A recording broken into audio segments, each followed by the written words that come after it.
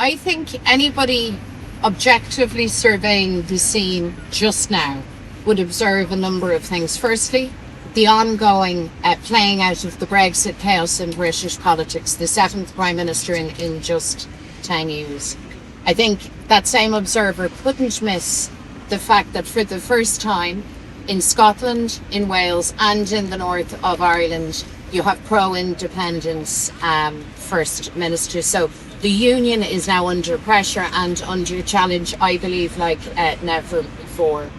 I think that same observer would see that contrary to those who designed the partition of our island, that you have an Irish Republican woman, an Irish nationalist in position as First Minister. I think that same person would look to the demography of the island. It's economic, firstly. It's about bread and butter. It's about people's best chance to live a really good standard of living, to have full educational opportunity. It's about access to healthcare and to health services. It's about world-class infrastructure on a small island. It's about all of those things. It's about the green economy. It's about investment. And for us, critically, it's about the best opportunity for our young people in particular. So this generation of young people and the next and the one after that have their best chance to build their lives here at home in Ireland. It's about all of those things. And actually, when people are asked and their opinions are sought as to what's the number one issue for people in respect of Irish unity, they raise the issue of health.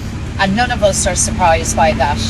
So all of those things need to be considered. And for today, the issue here is about government, the government in Dublin, starting that process of deliberation and conversation and preparation. And the time for that to happen is now. What we are hearing across the board is that people see the good sense of that. I was listening to Minister Neil Richmond debating with Senator Conor Murphy on the radio, I think yesterday, and I was really struck by the fact, I really thought it, that Fine Gael and Sinn Féin were saying largely the same thing about the need to prepare. And we take heart from the fact that Simon Harris has now announced this blueprint that it will go to their or that.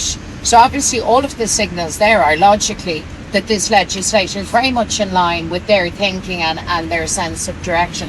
And then, of course, not surprisingly, the Fianna Fáilers in the House are telling all of us that they're all about Irish unity.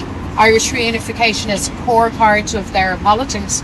It is almost 30 years on from the Good Friday Agreement, and they, like us, see the absolute good sense in making this preparation now real and just getting the show on the road. We haven't heard anything from Micheál Martin, but I can tell you those that are speaking to us here, and there are very, very many, see this legislation as just good common sense and see absolutely no reasons to why they wouldn't vote for it.